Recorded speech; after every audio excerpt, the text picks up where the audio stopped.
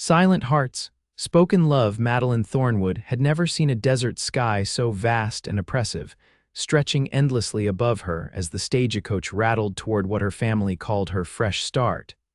But what she knew was truly her banishment. The year was 1876, and being sent to live with a distant aunt in the Arizona Territory was the final punishment for a crime she couldn't help committing. Her unrelenting silence. The dust settled around the stagecoach as it lurched to a stop in front of Copper Creek's only hotel. Madeline clutched her worn leather valise, feeling the weight of the few possessions she'd been allowed to bring. At 20 years old, she had spent the last 4 years disappointing her family in Boston, failing to secure a husband due to what her mother called her peculiar quietness and her father termed willful stubbornness. Last stop, Copper Creek. The driver called out, his voice rough from years of shouting over rattling wheels. "Everyone out." Madeline stepped down onto the hard, packed earth, her high-buttoned boots immediately coated in a fine layer of dust. The small mining town sprawled before her, a collection of weathered buildings fighting for survival against the harsh landscape. The afternoon sun beat down mercilessly, so unlike the genteel shade of her family's Boston home. "You must be Miss Thornwood," a stern voice called out. A tall woman with iron-gray hair pulled into a severe bun approached, her face weathered by sun and hardship. "I'm Mrs. Holcomb, your aunt's housekeeper. Mrs. Patterson is indisposed today and asked me to fetch you." Madeline nodded, swallowing hard against the tightness in her throat. She had tried to speak this morning, truly tried, but the words had frozen as they always did when anxiety gripped her. Mrs. Holcomb's eyes narrowed at Madeline's silence. "Your mother warned us about your condition." "Well, out here, girl, silence might save you trouble, but it won't put food on your plate or keep a roof over your head. Come along now." As they walked through the dusty main street, Madeline felt eyes following her, the new curiosity in a town starved for novelty. Her fine Eastern clothes, though modest by Boston standards, marked her immediately as an outsider. They passed a group of cowboys lounging outside the saloon, their conversation halting as she walked by. Madeline kept her eyes fixed on the ground, but not before catching sight of one man standing apart from the others. Unlike his companions, he wasn't leering or whispering. Instead, he simply watched her with a thoughtful expression, his hat tipped low over eyes that seemed to see straight through her carefully constructed walls. "That's Flynn Callahan," Mrs. Holcomb said, following Madeline's quick glance. "Owns the largest cattle operation north of town. A decent sort, unlike most of that rabble, keeps to himself mostly, though he's respected well enough." The name settled in Madeline's mind as they continued toward her aunt's house at the edge of town. Flynn Callahan. Something in his steady gaze had momentarily loosened the knot of anxiety in her chest. Aunt Patricia Patterson's house stood as a testament to her determination to bring Eastern refinement to the frontier. White painted clapboard gleamed painfully bright in the desert sun, with a neat picket fence enclosing a yard where plants fought valiantly against the arid climate. "Here we are," Mrs. Holcomb announced, pushing open the gate. "Your aunt has prepared the east bedroom for you. She expects you to join her for dinner at 6 o'clock sharp. She also wishes me to inform you that while she understands your peculiarities, she expects you to make an effort to overcome them during your stay. This isn't Boston, Miss Thornwood. Out here, a woman needs her wits and her voice." Madeline nodded again, the familiar shame burning her cheeks. If only it were as simple as making an effort. If only the words didn't die in her throat every time she tried to push them past her lips. Her bedroom was small but comfortable, with a narrow iron bed, a pine dresser, and a small desk positioned beneath the window. The view looked out onto the vast expanse of desert, punctuated by the distant silhouette of mountains, so different from her view of Boston's busy streets. Unpacking her meager belongings didn't take long. Madeline placed her journal on the desk, the only place her thoughts found freedom, and carefully arranged her few books beside it. She had just finished when a sharp knock at the door announced Mrs. Holcomb's return. "Your aunt will see you now," the housekeeper said, her tone suggesting Madeline was being granted a royal audience rather than meeting her only remaining relative. Aunt Patricia was seated in her parlor, a room so incongruously formal it might have been transported intact from an eastern city. Heavy velvet drapes blocked most of the harsh desert light, and delicate figurines crowded every surface. "Madeline," Aunt Patricia said, not rising from her chair, "I see you've arrived safely. Your mother's letter indicated you might be with us for some time." Madeline curtsied slightly, clutching her hands to keep them from trembling. "I understand you don't speak," Aunt Patricia continued, her thin lips pressing together. "Or rather, you won't speak. I find that rather peculiar in a young woman of your age and education, but your mother assures me it's not a matter of intelligence." She sighed heavily. "While you are here, you will be expected to help with household duties. Mrs. Holcomb will instruct you. I also expect you to accompany me to church on Sundays and to make an effort to integrate yourself into society. Your silence may have been tolerated in Boston, but here it will be seen as odd, and in a place like Copper Creek, oddness is not viewed kindly." Madeline nodded, her throat working uselessly. She wanted to explain that she didn't choose this silence, that sometimes words simply failed her, trapped inside like birds in a cage. "You may go," Aunt Patricia said with a dismissive wave. "Dinner is at 6. I expect punctuality." The next morning, Madeline was awakened by the sound of horses in the street outside her window. Dawn was just breaking, painting the desert in shades of gold and rose.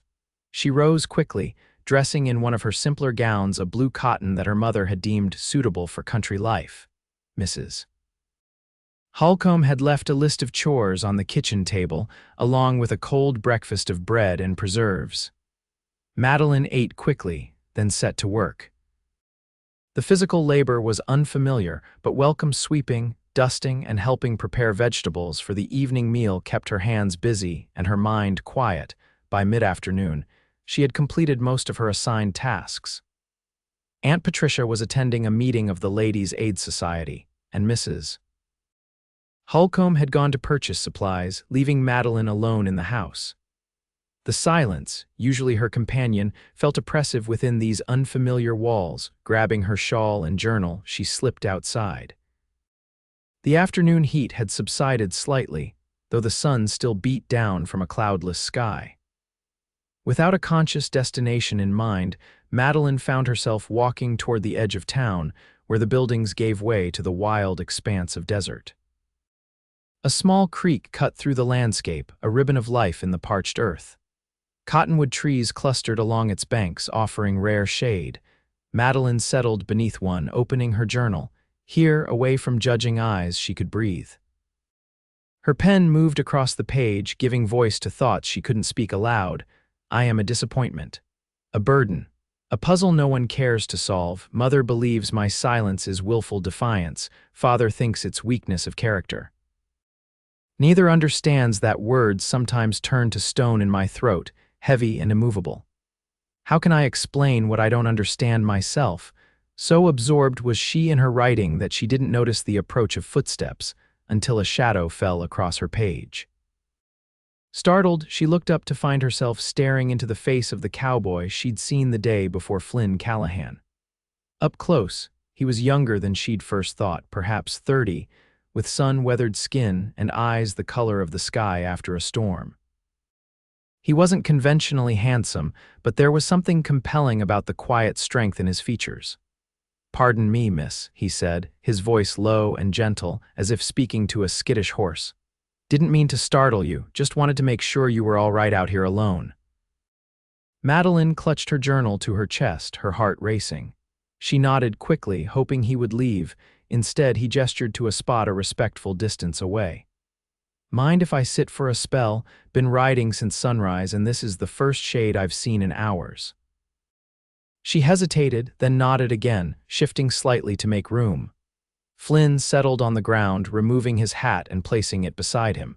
His movements were measured, deliberate, as if he was making a conscious effort not to alarm her. "You're Patricia Patterson's niece, aren't you?" "From back east?" he asked, not looking directly at her but rather out at the creek. Madeline nodded, her fingers tracing the edge of her journal. Copper Creek must seem mighty different from where you come from, he continued, seemingly unbothered by her silence. Takes some getting used to the desert. First time I saw it, I thought it was the loneliest place on earth. Now I can't imagine being anywhere else. He fell silent then, simply sitting beside her, watching the water flow over smooth stones. The silence between them wasn't uncomfortable or demanding. He didn't seem to expect a response, offering instead a companionable quiet that Madeline found strangely soothing. After several minutes, he spoke again. I should be getting back. My foreman will be wondering where I've gotten to. He stood, dusting off his trousers before settling his hat back on his head. It was a pleasure to meet you properly, Miss Thornwood. Perhaps I'll see you in town sometime. With that, he tipped his hat and walked away, leaving Madeline staring after him. Only when he had disappeared from view did she realize she had been so caught up in the strange encounter that, for once, she hadn't felt the familiar panic at being expected to speak. That evening, as Madeline sat stiffly at dinner with her aunt, her thoughts kept returning to the strange cowboy by the creek. There had been no judgment in his eyes, no impatience with her silence. I heard you went walking this afternoon, Aunt Patricia said, cutting precisely into her roast beef. Mrs. Holcomb saw you returning. I must insist you leave a note in the future. It wouldn't do for you to get lost. Madeline nodded, keeping her eyes on her plate. The Ladies' Aid Society is most curious about you, her aunt continued. I've invited several of them to tea tomorrow. I expect you to be present. The familiar knot of anxiety tightened in Madeline's chest, a room full of curious women, all expecting her to speak, to explain herself. The very thought made her palms sweat. Your silence may have been indulged at home, Madeline, but I believe a firmer approach is needed. Your mother sent you here to overcome this affliction, and overcome it you shall with God's help and proper discipline. That night, Madeline lay awake long after the household had fallen silent, tears sliding silently into her pillow. She had tried so hard over the years to be normal, to force words past the invisible barrier that seemed to rise whenever attention focused on her. Doctors had examined her, finding nothing physically wrong. Tutors had been hired and dismissed. Prayer meetings had been held for her healing. And when all else failed, she had been sent away, a shameful secret to be fixed or forgotten. The tea party the following afternoon was every bit as torturous as Madeline had feared. 5 of Copper Creek's most prominent women crowded into Aunt Patricia's parlor, their curious eyes dissecting Madeline as she poured tea with trembling hands. Such a lovely girl, Mrs. Hargrove, the minister's wife, commented, and from such a distinguished Boston family. How long will you be staying with us, dear? Madeline froze, the teapot suspended mid-pour. My niece suffers from an unfortunate nervous condition that affects her speech, Aunt Patricia interjected smoothly. The doctors recommended a change of scenery. The western air is said to be beneficial for nervous disorders. How fascinating, Mrs. Whitfield said, her eyes alight with the pleasure of fresh gossip. I've heard of such cases, often brought on by some terrible shock or trauma. Was there perhaps an incident? Nothing of the sort, Aunt Patricia said firmly. Simply a constitutional weakness that we pray will improve with time and proper guidance. The women's gazes felt like physical touches, probing and invasive. Madeline's chest tightened until breathing became difficult. The teacup in her hand clattered against its saucer. Perhaps some fresh air would help, Mrs. Holcomb suggested, noticing Madeline's distress. Why don't you fetch those cookies we baked this morning? Grateful for the reprieve, Madeline escaped to the kitchen. She leaned against the counter, drawing deep breaths, willing her racing heart to slow. Through the window, she could see the dusty Main Street and beyond it, the open desert, freedom just out of reach. Movement caught her eye, a familiar figure on horseback. Flynn Callahan rode slowly past the house, his gaze turning briefly toward the window where she stood. Their eyes met for just a moment before he continued on his way, but in that brief connection, Madeline felt something she hadn't experienced in years: understanding. The days fell into a routine. Mornings were spent helping Mrs. Holcomb with household duties. Afternoons found Madeline accompanying her aunt on calls or working in the small garden behind the house. And whenever she could steal away, she sought the solitude of the creek, journal in hand. It was during one of these escapes, nearly 2 weeks after her arrival, that Flynn Callahan appeared again. This time his approach was deliberate, not a chance encounter. "Afternoon, Miss Thornwood," he said, standing a respectful distance away. "Hope I'm not disturbing you." Madeline shook her head, closing her journal. "I brought something for you," he said, reaching into his saddlebag. "Noticed you like to write." He held out a small package wrapped in brown paper. Hesitantly, Madeline accepted it, unwrapping it to find a beautiful fountain pen with a pearl inlay. "Belonged to my mother," Flynn explained. "She was a great one for writing letters, thought you might put it to better use than me." Surprise and gratitude warred within Madeline. The gift was thoughtful, personal in a way that caught her off guard. She looked up at him, wishing desperately that she could thank him properly. Flynn seemed to understand. "No need to say anything, your eyes say plenty." He settled beside her as he had that first day, maintaining a respectful distance. "I've been thinking about you," he said, his gaze on the flowing water. "About your silence." Madeline tensed, waiting for the judgment, the well-meaning advice that always followed such statements. "My younger brother was the same way," Flynn continued, surprising her. "After our parents died, Tommy just stopped talking. For nearly 2 years, not a word. Doctors said there was nothing wrong with him physically. Some folks said he was being difficult. Others thought he was touched in the head." He picked up a small stone, turning it over in his calloused fingers. "But I knew better." It was like the words got trapped somewhere between his mind and his mouth. The harder people pushed him to speak, the more impossible it became. Madeline stared at him, her heart pounding. He understood. Somehow, this stranger understood what her own family never had. "I figured he'd talk when he was ready," Flynn continued. "So I just sat with him. Every night after chores, we'd sit on the porch and I'd talk about my day or read to him from one of our mother's books. Didn't expect him to answer, just wanted him to know he wasn't alone." He tossed the stone into the creek, watching the ripples spread. "One day, nearly 2 years after our parents' passing, he just looked up at me and said, 'I miss them,' clear as day, like he'd been talking all along. After that, the words came easier, not all at once, mind you, but little by little." Flynn turned to look at her then, his gaze direct but kind. "I don't know what's trapped your words, Miss Thornwood, and I'm not asking you to tell me. Just thought you might like to know that you're not the only one who's ever lived in silence." Tears welled in Madeline's eyes. She blinked them back, offering him a tremulous smile. "I ride by this creek most days around this time," Flynn said, standing and dusting off his pants. "If you ever want company, the quiet kind or the talking kind, you're welcome to it."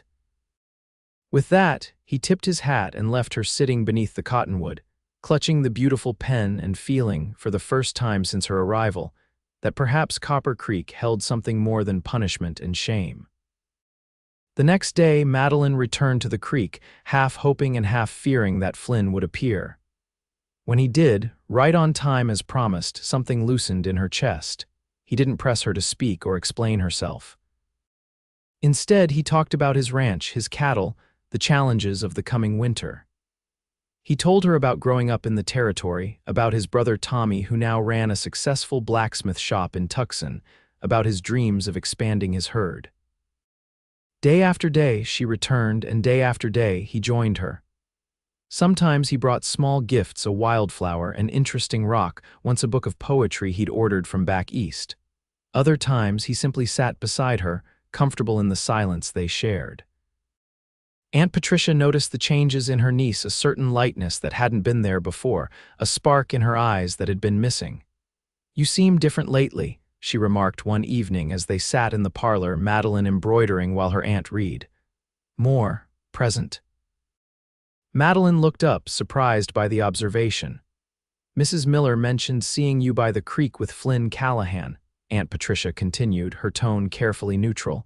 "He's a respectable man, from what I understand, self-made. Not the sort I would have imagined you associating with, but perhaps that's not entirely a bad thing."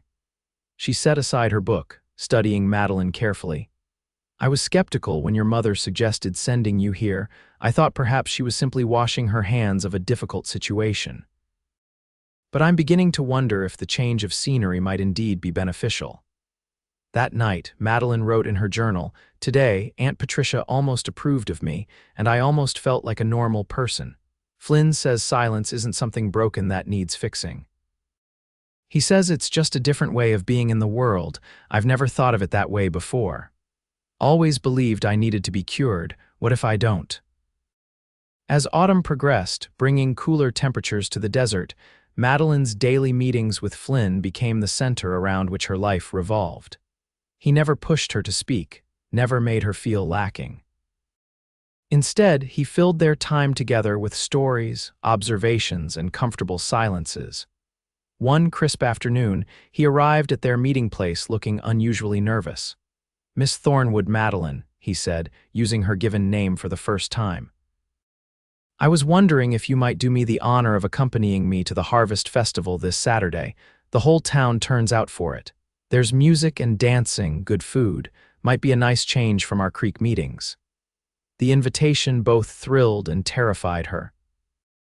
Their private meetings were one thing safe, controlled, but a public event with the entire town watching. She bit her lip, anxiety rising. Flynn seemed to read her thoughts. "We don't have to stay long, and I'll be right beside you the whole time.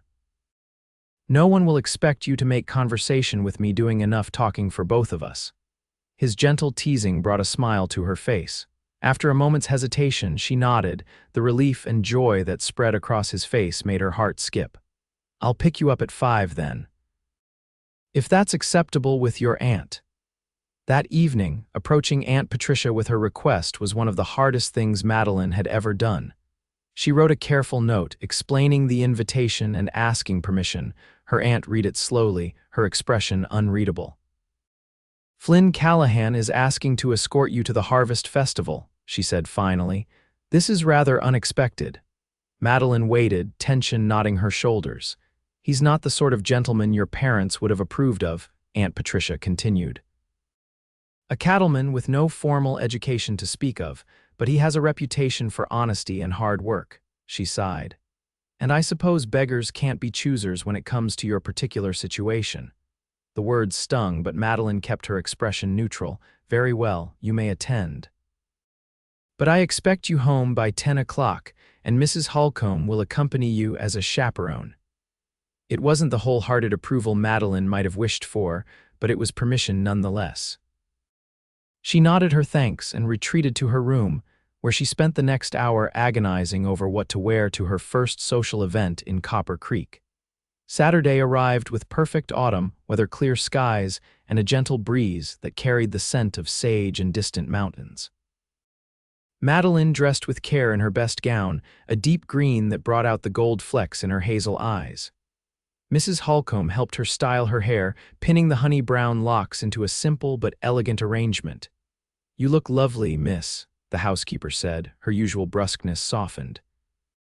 "That Mr. Callahan won't know what hit him." At precisely 5 o'clock, Flynn arrived.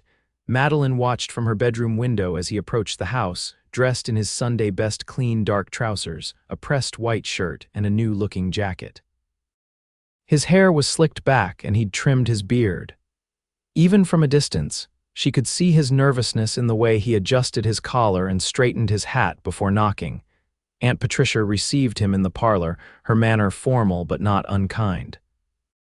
Madeline hesitated at the top of the stairs, gathering her courage before descending. The moment Flynn caught sight of her, his conversation with her aunt faltered mid-sentence. He stood, hat in hand, a look of such frank admiration on his face that Madeline felt herself blush. "Miss Thornwood," he said, recovering his composure, "you look beautiful." The Harvest Festival transformed Copper Creek's dusty Main Street into a vibrant celebration of life and community. Lanterns strung between buildings cast a warm glow over the proceedings. Tables laden with food lined one side of the street, while a makeshift dance floor occupied the center. A small band of local musicians played lively tunes and couples spun across the wooden platform. With Flynn on one side and Mrs. Holcomb on the other, Madeline made her entrance. Immediately, she felt the weight of curious stares, heard the whispers that followed her path. The silent niece with the cattle rancher, how curious, how unexpected. Don't mind them, Flynn murmured, his hand warm at the small of her back. They'll find something new to gossip about by next week. He guided her through the crowd, greeting people with easy familiarity while shielding her from direct conversation. Mrs. Miller, fine evening, isn't it? Mr. Jackson, those steers you sold me are settling in nicely. Sheriff, good to see you. He procured a plate of food for her and found a quiet corner where they could sit. Mrs. Holcomb, after ensuring they were properly situated, wandered off to speak with some acquaintances, keeping them in her sightline but allowing a measure of privacy. Too much. Flynn asked quietly, noting the tension in Madeline's shoulders. She shook her head, offering a small smile. While the crowd and attention were overwhelming, there was also something wonderful about being part of the community, even as an observer. As the evening progressed, Madeline began to relax. Flynn's steady presence beside her created a buffer against the world, a safe space within the chaos. He kept up a running commentary on the townspeople, telling her little stories about each one that made her smile and occasionally laugh silently. See that man by the punch bowl? That's Chester Willis. Tried to convince everyone he'd struck gold last spring. Turned out to be pyrite fool's gold. Still insists the assayer made a mistake. When the band struck up a waltz, Flynn turned to her hesitantly. Would you care to dance? No need to speak, just follow my lead. Dancing meant being the center of attention, all eyes on the silent newcomer and her unlikely partner. But the hopeful look in Flynn's eyes gave her courage. Madeline nodded, setting aside her plate and rising to her feet. Flynn led her to the edge of the dance floor, one hand at her waist, the other clasping hers gently. Just follow my lead, he murmured again. I promise not to step on your toes. Well, I'll try not to anyway. His self-deprecating humor eased her nervousness. As they began to move, Madeline discovered that Flynn was a surprisingly graceful dancer. He guided her smoothly through the steps, his confidence making up for her uncertainty until she found the rhythm. My mother insisted Tommy and I learn to dance properly, Flynn explained as they circled the floor. Said no son of hers was going to embarrass himself at social gatherings. We practiced in our kitchen, Tommy and I taking turns playing the lady's part. Complained something fierce, but I'm grateful for it now. The warmth in his eyes as he looked down at her made Madeline's heart flutter. For a magical moment, the crowded festival faded away, leaving just the two of them, moving in perfect harmony beneath the starlit sky. When the music ended, Madeline became aware of the speculative glances being cast their way. Flynn must have noticed too, because he smoothly guided her back to their corner, shielding her from the curious stares. Thank you for the dance, he said softly. You move like poetry. The compliment brought a blush to her cheeks, and a warmth to her heart that lingered long after the evening ended. As October gave way to November, the desert nights grew colder, though the days remained pleasantly warm. Madeline's daily meetings with Flynn continued, weather permitting, though sometimes they relocated to the general store's porch when the creek banks grew too chilly. Flynn began bringing her small tokens from his ranch, a perfectly shaped leaf, an eagle feather, once a small cactus in a clay pot that he'd carefully transported in his saddlebag. Reminded me of you, he said as he presented it. Beautiful but guarded, thriving where others might wither. Their relationship, undefined but deepening with each meeting, became the talk of Copper Creek.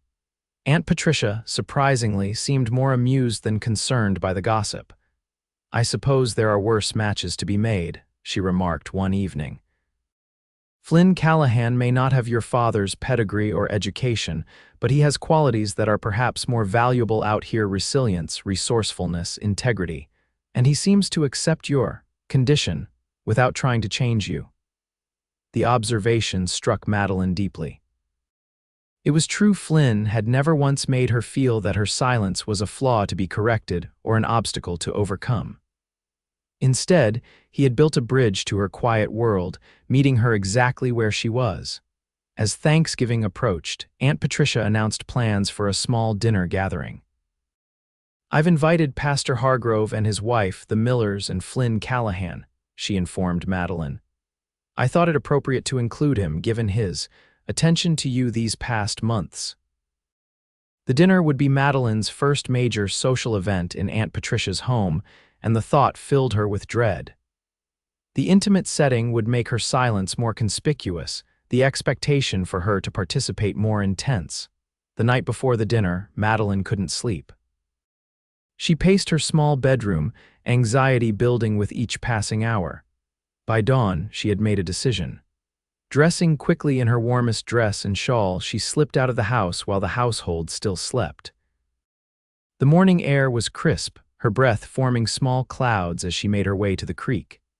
She wasn't entirely sure Flynn would come this early, but she needed the solace of their special place. To her surprise, he was already there, sitting on a fallen log, his horse grazing nearby. He looked up at her approach, concern immediately creasing his brow. "Madeline, what's wrong?"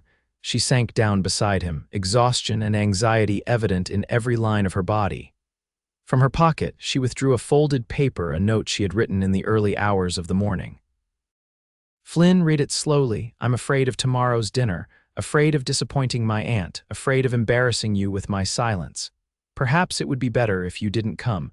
He refolded the note carefully before taking her cold hands in his warm ones. "Madeline, look at me." She raised her eyes to his, finding nothing but kindness and understanding in his gaze. "You could never embarrass me," he said firmly. "Your silence isn't something I tolerate or overlook. It's part of who you are, and I—" He paused, seeming to gather his courage. "I care for you exactly as you are. If others can't see the strength it takes to navigate a world that demands speech when you cannot give it, that's their failing, not yours." Tears filled Madeline's eyes. No one had ever expressed such complete acceptance of her before. "As for tomorrow," Flynn continued, "I'll be there. Not despite your silence, but honoring it. We'll face it together." He reached up, gently brushing a tear from her cheek. "There's something else I need to say, Madeline. Something I've been holding back because I didn't want to rush you or make you uncomfortable." Her heart quickened as he took a deep breath. "I've fallen in love with you," he said simply. "With your quiet strength, your gentle heart, the way you listen not just with your ears but with your soul. I don't need to hear your voice to know who you are. I see you clearly, and what I see is the woman I want to spend my life with." Madeline's breath caught. She had known her feelings for Flynn were deep and true, but hearing him declare his love so openly, without reservation or condition, overwhelmed her. "You don't need to respond," he assured her. "Not now, not ever if words don't come, but I wanted you to know where my heart stands." Unable to contain the emotions swelling within her, Madeline did the only thing she could. She leaned forward and pressed her lips to his in a gentle, heartfelt kiss that expressed what words could not. When they parted, Flynn's eyes were bright with emotion. "I'll take that as a favorable response," he said with a soft laugh. They sat together as the sun rose higher, hands entwined, no words needed between them. Flynn's declaration had transformed something in Madeline, not breaking her silence, but making it feel less like a prison and more like a choice, one that didn't diminish the fullness of her heart or her capacity to love and be loved. Thanksgiving dinner at Aunt Patricia's house was an elegant affair. The table gleamed with her best china and silver, and Mrs. Holcomb had outdone herself with the feast: roast turkey, cranberry sauce, sweet potatoes, and all the traditional fixings. Flynn arrived precisely on time, looking handsome in his best suit, a small bouquet of late-blooming desert flowers in hand. "For the hostess," he said, presenting them to Aunt Patricia with a bow that made her actually smile. Throughout the dinner, Flynn deftly managed the conversation, smoothly including Madeline without requiring her to speak. When Pastor Hargrove asked her a direct question about Boston, Flynn interjected, "Madeline was just showing me some sketches of her family home there. The architecture is quite remarkable, isn't it, Madeline?" She nodded gratefully, squeezing his hand beneath the table. As the dinner progressed, Madeline noticed a gradual shift in the atmosphere. The initial awkwardness around her silence eased as the other guests followed Flynn's lead, addressing her normally but accepting nods, smiles, or gestures as responses. By the time dessert was served, she felt almost comfortable, included in the gathering in a way she had rarely experienced before. After the guests departed, Aunt Patricia surprised Madeline by taking her hands and saying, "You did well tonight, my dear.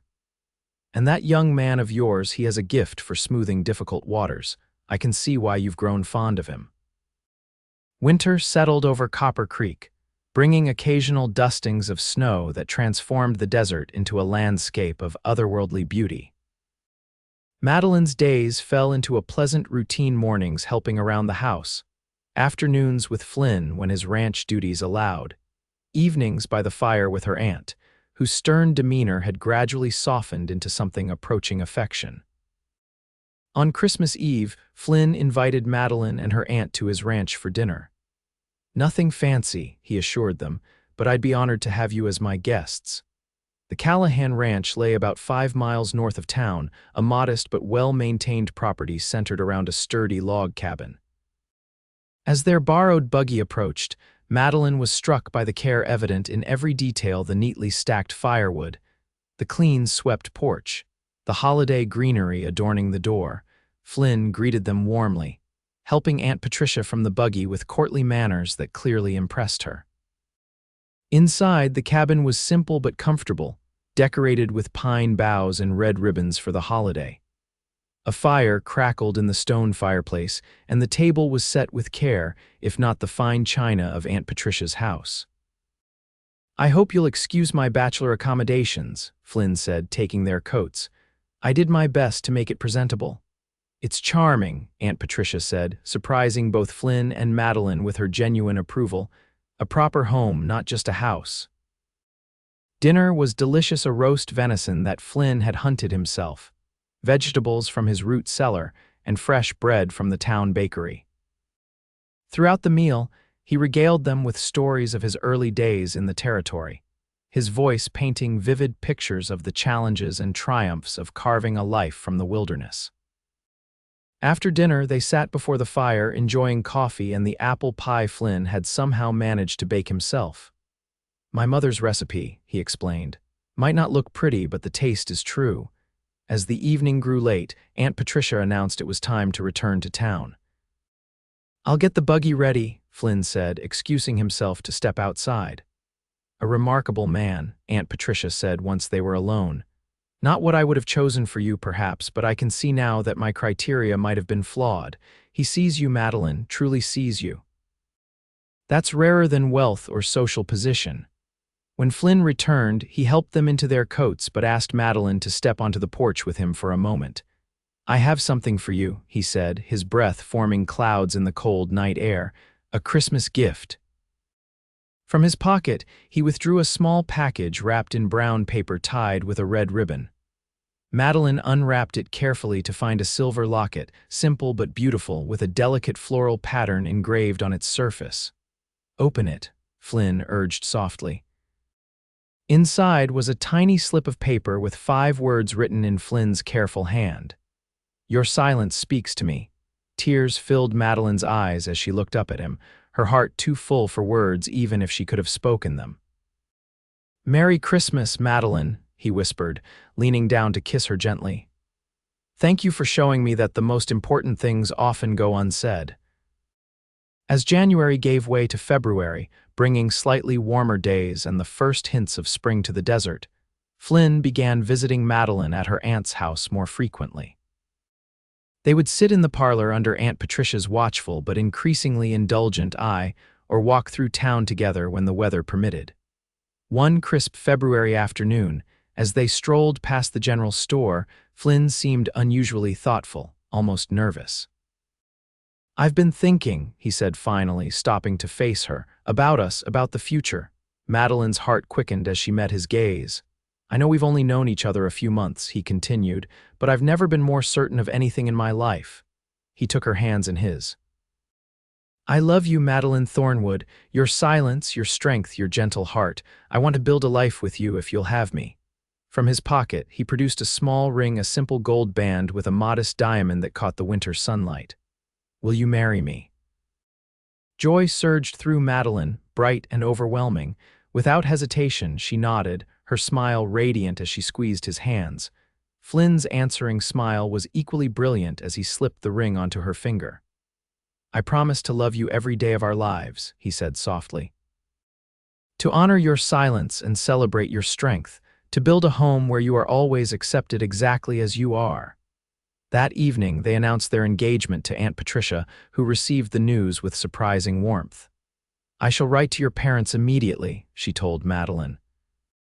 "They should know their daughter has found happiness, even if it's not in the form they might have expected." The weeks that followed were filled with preparations. The wedding would be small, just Aunt Patricia, a few friends from town, and Flynn's brother Tommy, who would travel from Tucson for the occasion. Madeline wrote to her parents, not expecting them to make the journey but wanting them to know of her happiness. To her surprise, they responded with cautious congratulations and the promise of a modest dowry, though they declined to attend. "Too difficult a journey at this time of year," Aunt Patricia read from their letter, though Madeline suspected the real reason was embarrassment having sent away their silent daughter as a failure. They were now faced with the unexpected reality of her finding love and acceptance. March arrived with gentle rains that transformed the desert into a briefly blooming paradise. Yellow and purple wildflowers carpeted the usually barren landscape, as if nature itself was celebrating with them. The day before the wedding, Tommy Callahan arrived from Tucson, a younger, slightly more polished version of Flynn, with the same kind eyes and easy smile. "So you're the woman who stole my brother's heart," he said when they were introduced, his manner warm and accepting. "He wrote so much about you in his letters that I feel I know you already." That evening, as Madeline sat at her window, watching the desert sunset paint the sky in shades of gold and rose, a strange calm settled over her. Tomorrow she would become Mrs. Flynn Callahan, beginning a new chapter in a life that had seemed so limited just months ago. She took out her journal, turning to a fresh page. The words flowed from her pen. "Tomorrow I marry a man who never asked me to be anyone but myself. Who built a bridge to my silent world instead of demanding I leave it. Who taught me that acceptance isn't the same as resignation, it's recognizing the beauty in what is, rather than longing for what might be. I am still silent, but I no longer feel silenced."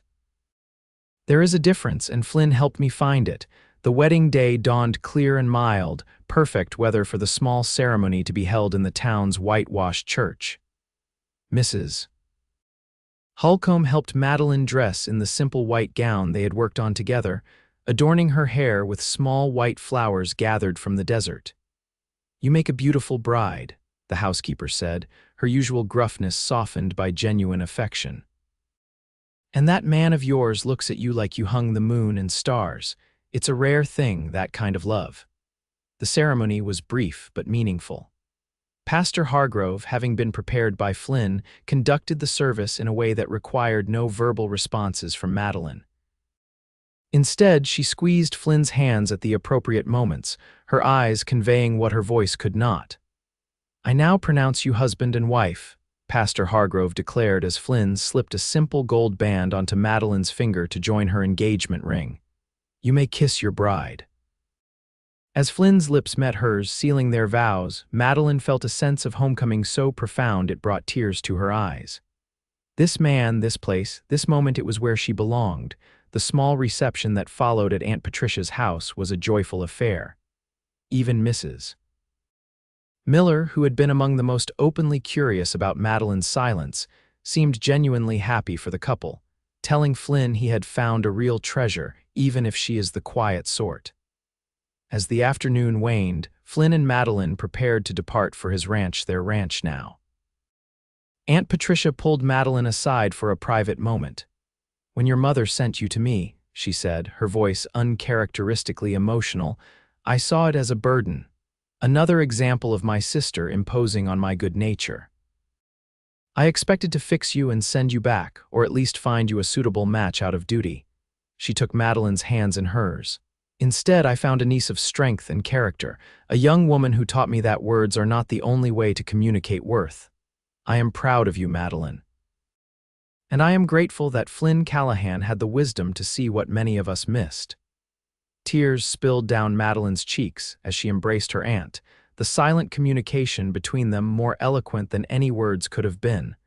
The journey to the ranch to home was filled with a quiet joy.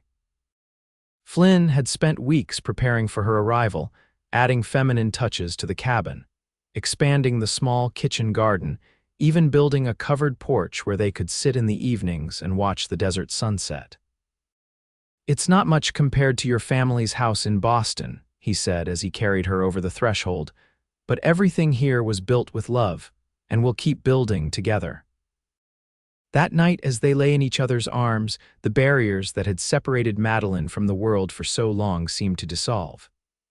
With Flynn, her silence wasn't a wall but a different language. When he had taken the time to learn and honor, spring flowed into summer and summer into fall. Life on the ranch settled into a rhythm that suited Madeline perfectly. She tended the garden, learned to cook over the wood-burning stove, helped with the lighter ranch chores, and kept the cabin a welcoming haven for Flynn after his long days with the cattle. They developed their own forms of communication gestures, expressions, notes when needed, but mostly an intuitive understanding that grew deeper with each passing day. Flynn continued his habit of talking to her, sharing his thoughts, dreams, and occasional frustrations, never expecting verbal responses but always valuing her reactions.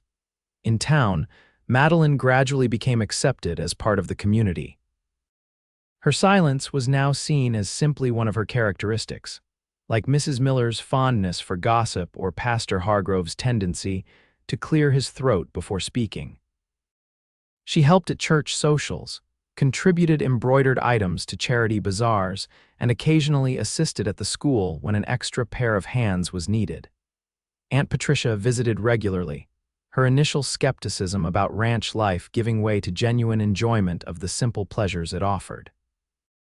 "The air out here agrees with me," she declared during one visit, "and the company isn't half bad either." As their first anniversary approached, Madeline discovered she was expecting a child. She shared the news with Flynn by placing his hand on her still flat stomach one evening as they sat on their porch watching the sunset. His eyes widened as understanding dawned. "A baby. We're having a baby," she nodded, her smile radiant in the golden light. Flynn whooped with joy, lifting her gently and spinning her around before setting her carefully back on her feet.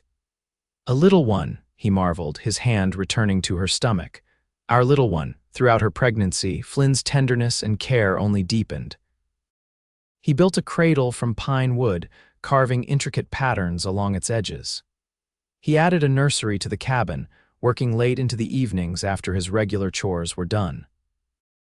And each night, he would talk to the growing child within her, telling stories about the ranch, about the desert, about the strong, silent mother who would love them beyond measure. "Your mama might not speak with her voice," he would say, his hand on Madeline's rounded belly, "but she speaks with her heart, and there's no sweeter sound in the world." On a warm spring day in April, almost exactly a year and a half after Madeline had first arrived in Copper Creek, their daughter was born, a healthy, robust girl with Flynn's blue eyes and Madeline's honey brown hair. "She's perfect," Flynn whispered as he held his daughter for the first time. "What shall we name her?" Madeline reached for her journal, which she kept nearby, and wrote a single word: "Faith." "Faith," Flynn repeated, trying the name, "because we had faith in each other even when others didn't." Madeline nodded, her eyes filled with love for this man who had seen into her silent heart and found it worthy. "Faith Callahan," Flynn said, smiling down at their daughter. "A perfect name for a perfect girl." As Faith grew from infant to toddler, the ranch flourished as well. Flynn's careful management and hard work began to pay off, allowing them to hire additional hands and expand their operation. The cabin grew too, with new rooms added as their needs changed. Madeline found that motherhood opened new avenues of communication. With Faith, she developed a language of gestures, expressions, and touches that conveyed all the love and guidance a child needed. And to her surprise, she discovered that singing came easier than speaking simple lullabies that emerged in the privacy of the nursery. her voice rusty but sweet, singing Faith to sleep when only the two of them were present. Flynn never pressed when he occasionally heard these quiet songs, understanding that some gifts were too fragile to be acknowledged directly. Instead, he would simply kiss her forehead and whisper, "Our daughter is blessed to have you as her mother, voice or no voice." Faith's second birthday brought a gathering at the ranch Aunt Patricia, Tommy and his new wife from Tucson, and several friends from town. As they celebrated in the yard, decorated with paper lanterns and wildflowers, Flynn called for everyone's attention. "2 years ago, my life changed when this little one joined our family," he said, lifting Faith onto his shoulders where she giggled and grabbed at his hair. "But it changed even more profoundly the day I met her mother." He looked at Madeline, his eyes filled with the same wonder and love they had held from the beginning. "Some people might think our story is unusual, the silent woman and the talkative cowboy, but I believe we were meant to find each other, to create a balance. To show that love speaks in many languages, not all of them verbal." He raised his glass. "To Madeline, the strongest, bravest, most eloquent, silent woman I've ever known, and to all of you who have accepted her and us exactly as we are." As the guests raised their glasses, Madeline felt a familiar tightness in her throat, not the paralyzing tension of anxiety, but the fullness of emotion too deep for words. This man, this child, this life they had given her what her family never could. Acceptance without conditions, love without requirements, belonging without the need to change who she fundamentally was. That night, after the guests had departed and Faith was asleep in her bed, Madeline and Flynn sat on their porch, watching the stars emerge in the vast desert sky. His arm was around her shoulders, her head resting against him, their bodies fitting together as perfectly as they had from the first. "Happy?" Flynn asked, his voice soft in the quiet night. Madeline nodded, then surprised herself by whispering, "Yes." Flynn stilled, not looking at her, not making any sudden movement that might startle her back into silence.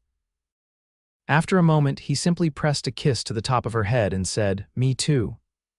It wasn't the first word she had spoken to him. There had been others, rare and precious, in moments of deep emotion or complete safety.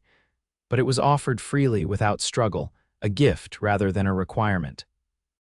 As they sat together beneath the star-studded sky, Madeline reflected on the journey that had brought her here. Sent away for being too quiet, she had found the one person who valued her silence as much as her occasional words. Who had sat with her day after day, expecting nothing but offering everything. In the end, it wasn't about finding her voice. It was about finding someone who heard her, even in silence. And in that hearing, she had found herself not cured or fixed or changed, but accepted, valued, and loved. Completely and unconditionally loved.